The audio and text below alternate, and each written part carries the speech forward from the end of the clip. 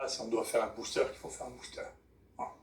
Donc ça, c'est les données actuelles, simplement, avec le fait que Omicron est quand même franchement beaucoup moins sensible au vaccin qui a été préparé pour d'autres virus, et ce qui n'est pas une surprise, aussi, je m'excuse, mais enfin j'ai dit ça depuis très longtemps. Bon. Et pour les vaccins en général, quelle est la preuve d'efficacité que l'on a? C'est compliqué. On essaie, nous, de vérifier, mais il faut regarder les données pour voir ce qui se passe, si vous voulez, pour les vaccins, entre les vaccins européens, euro-américains, c'est-à-dire russes d'ailleurs, les vaccins ADN et ARN, versus les vaccins traditionnels, c'est-à-dire les vaccins chinois, une partie des vaccins indiens. On ne peut pas dire, et donc j'ai toujours ici sur mon écran que je regarde tous les jours la situation sur le Johns Hopkins, et on ne peut pas dire que l'on voit, où vous avez trois courbes à droite, là c'est la France en l'occurrence, en haut le nombre de cas, en dessous le nombre de morts, alors c'est pas la même échelle, hein, et en dessous le nombre de vaccinations. Donc on ne peut pas voir qu'il y a un contrôle de l'épidémie par le vaccin. Et c'est le cas dans pratiquement aucun cas d'utilisation des vaccins ADN ou vaccins ARN, il n'y a de contrôle d'épidémie. Zéro. Donc, c'est juste pas vrai. Voilà. Peut-être à cause des variants, peut-être parce qu'il y a une poussée d'infection juste après la vaccination, et donc il y a une réflexion à avoir, mais en tout cas, pour l'épidémie, ça ne contrôle pas l'épidémie. Mais vous voyez, en tout cas en France, dans un certain nombre d'autres pays, il y a plus de cas, mais il y a moins de morts proportionnellement. Donc c'est vrai que, et beaucoup d'études confirment ça, c'est que la mortalité est diminuée chez les non-vaccinés par rapport aux non-vaccinés. C'est pas absolu, mais il y a une certaine efficacité pour les gens qui sont sensibles à ça, dont je reparlerai, qui risquent de mourir avec cette maladie. Cette efficacité n'est pas totale, mais elle est relative. On ne sait pas encore ce qu'elle est vis-à-vis de Omicron. On verra bien. Mais en tout cas, dans les variants précédents, il y avait une protection relative contre la mort et contre le passage en réanimation qui a été établie dans plusieurs endroits. Nous, on a trouvé la même chose. Hein. Donc, je crois que c'est réel. Maintenant, la question qui se pose à partir de ces données, quand on a ces deux données, c'est-à-dire, regardez, il y a de plus en plus de cas, donc ça ne contrôle pas les épidémies, mais il y a moins de morts, ça mène à réfléchir, mais alors, qu'est-ce qu'on fait de ce vaccin? Alors, il y a un travail merveilleux qui vient d'être mis en ligne par Ioannidis, hein, qui est, je ne suis pas toujours d'accord avec lui, mais il est extrêmement intelligent, et c'est le plus cité de tous les épidémiologistes du monde. Donc, il montre deux choses. Et une chose sur laquelle je reviendrai, qui est que les pays riches ont plutôt moins bien géré cette épidémie que les autres. Ils ont plus de morts. C'est significatif. Voilà. Donc, c'est intéressant de voir que dans les pays qui ont un niveau de richesse moyen, la mortalité est franchement plus basse, 0,2 à 0,3%, que dans les pays qui sont riches, dans lesquels la moyenne est 3% de mortalité. Donc il y a quelque chose de vraiment très important qui se passe, et que l'on peut voir d'ailleurs sur ces courbes, qui sont sorties de World in Data. Si vous regardez le nombre de cas, sans même parler de la mortalité, vous avez ici les pays riches, là le monde entier, et puis là les pays pauvres. C'est le nombre de cas. Donc, et c'est les endroits dans lesquels la couverture vaccinale est la plus importante au monde. Dans tous ces pays, si vous faites le total de la couverture vaccinale, vous en êtes à je sais pas, plus de 80% dans tous ces pays. D'accord ? Il ne faut pas oublier qu'on a fait maintenant plus de 9 milliards de doses de vaccins dans le monde. Il y a plus d'une en moyenne par humain, et la plupart dans les pays très riches. Donc, quand même, on ne contrôle pas bien l'infection.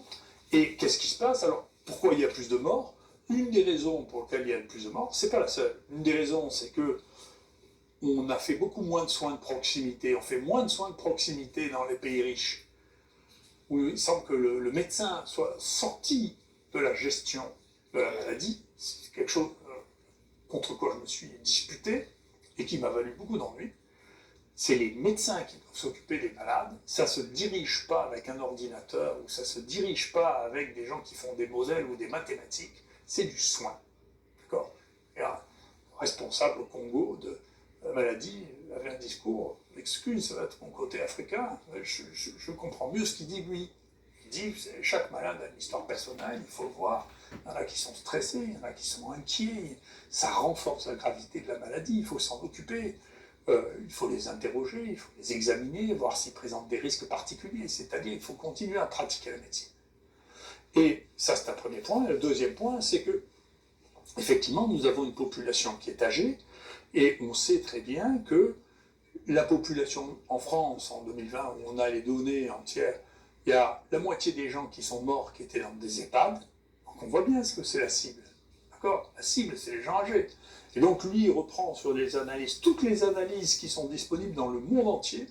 Donc la mortalité dans le groupe de... Bon, on est en train de se poser la question, est-ce qu'il faut vacciner les jeunes ? La mortalité dans le groupe 0-19 ans est de 0,0013%. Et elle finit par augmenter, bien sûr, et au-delà de 85 ans, elle est absolument considérable. Donc on sait bien que c'est à partir de l'âge de 60 ans, peut-être de 50 ans pour ceux qui sont vraiment très inquiets, que la vaccination va avoir un effet. Bien sûr, il y aura toujours des cas exceptionnels parce qu'il y a des anomalies génétiques, y compris il y a encore une qui vient d'être découverte, atypique, il y a eu malheureusement un enfant qui est mort à Marseille. Ça existe parce que nous sommes des individus différents, notre sensibilité est différente et on ne connaît pas toujours les raisons de la sensibilité.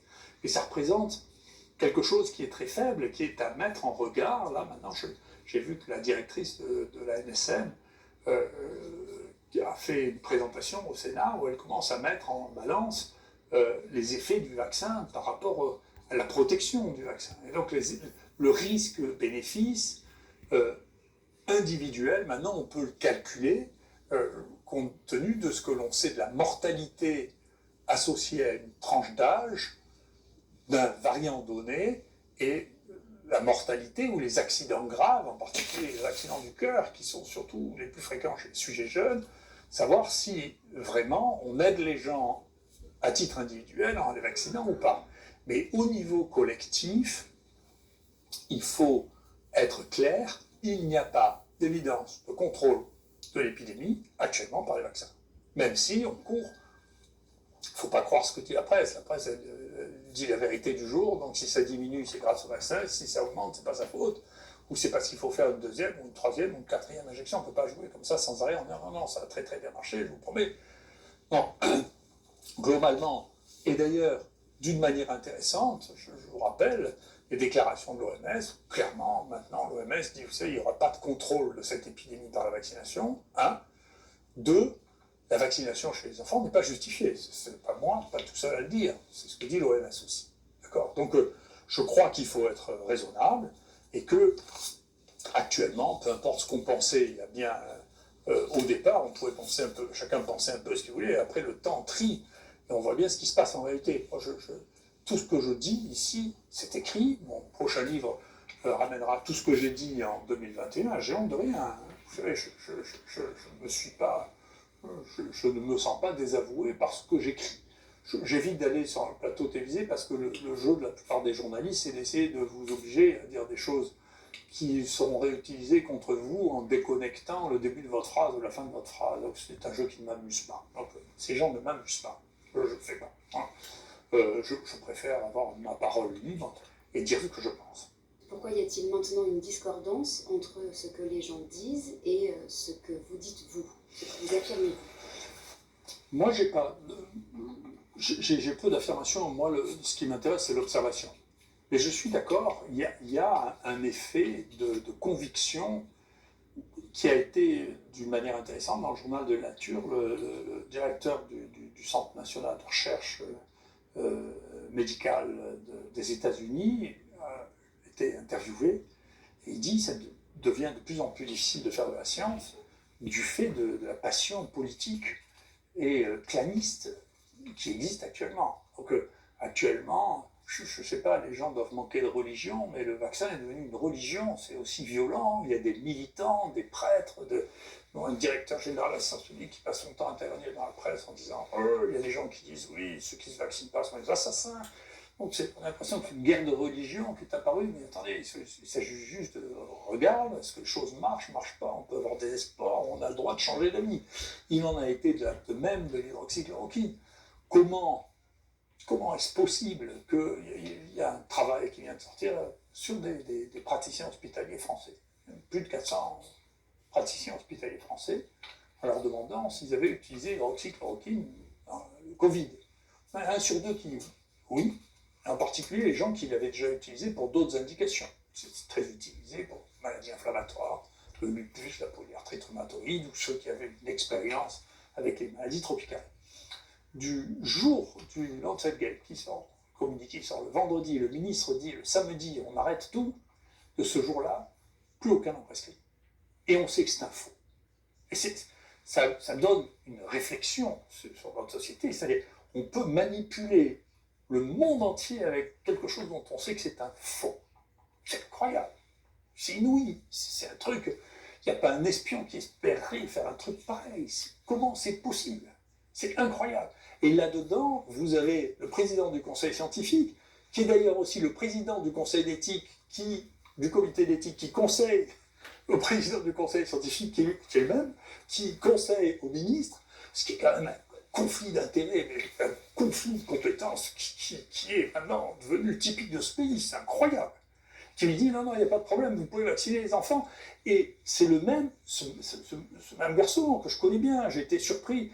Je me demandais ce qui lui donnait une telle compétence, donc j'ai regardé sa bibliographie, il avait fait 5 papiers sur l'hydroxychloroquine, il n'avait jamais remarqué, sur 5 publications internationales, avec plusieurs centaines de cas, qui avaient le moindre accident cardiaque. C'est étonnant, donc vous voyez bien que la différence, elle n'est pas entre moi et les autres, et dans cet enthousiasme, la réalité n'a plus d'importance. C'est de la conviction, et c'est quelque chose qui a été développé philosophiquement, y compris par celui qui était le président du conseil scientifique de Sciences Po, en disant entre la réalité et l'objectif, c'est l'objectif qui doit dominer sur la réalité. C'est ça qu'il a enseigné à tous les gens à Sciences Po. Donc les data, c'est moins important que ce par quoi vous êtes concerné. C'est extraordinaire, c'est un des papiers les plus cités au monde. C'est extraordinaire. Donc ça veut dire que à chaque fois que vous dites quelque chose, que vous constatez quelque chose ou que vous parlez vraiment de science, pas de vos convictions. Moi, je n'ai pas beaucoup de convictions, j'en fous un peu. Je gagne de l'argent ni dans un sens ni dans l'autre, ça m'est égal. Mais ce qui m'intéresse, c'est qu'on apprenne quelque chose et que ça sert maintenant et puis à l'avenir. Donc c'est de la connaissance contre la croyance. La croyance est une chose, c'est pas le domaine dans lequel je travaille. D'accord? J'ai mes croyances qui sont les miennes, mais je vous en fais pas.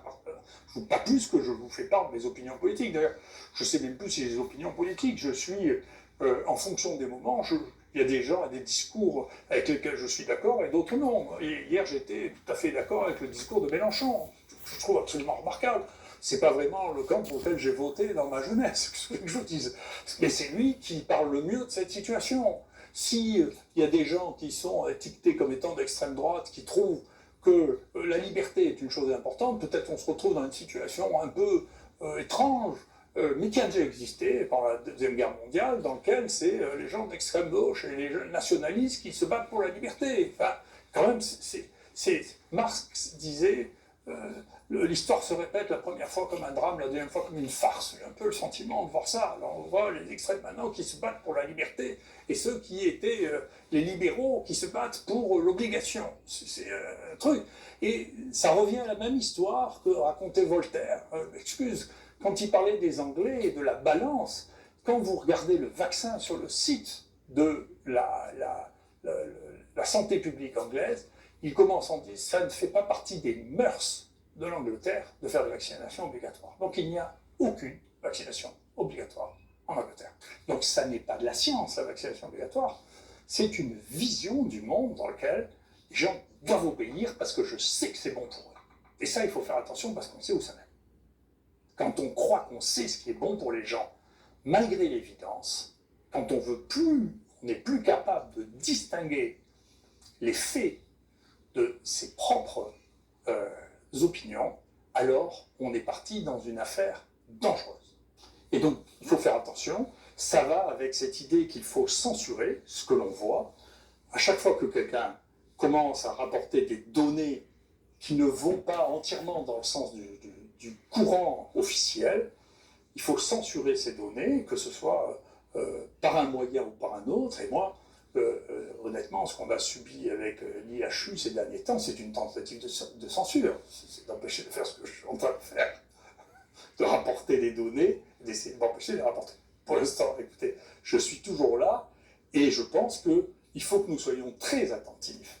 Attention, cette crise révèle des tentations qu'on a déjà vues dans le passé, d'imposer, comme par les religions, comme par les religions politiques du début du XXe siècle, un point de vue unique en étant sûr d'avoir raison. Personne n'a raison entièrement. Là, il n'y a pas de vérité transcendante et absolue dans le domaine de la science et dans le domaine de la connaissance. Les choses changent, évoluent, et nous devons nous adapter à l'évolution de cette connaissance. Et ce qui amène à penser qu'effectivement, quand on est, je le répète, je pense que c'est ce que j'ai dit depuis le début, quand on est face à une maladie nouvelle, de prédire ce qu'elle va devenir, c'est de la sorcellerie. Merci pour votre attention.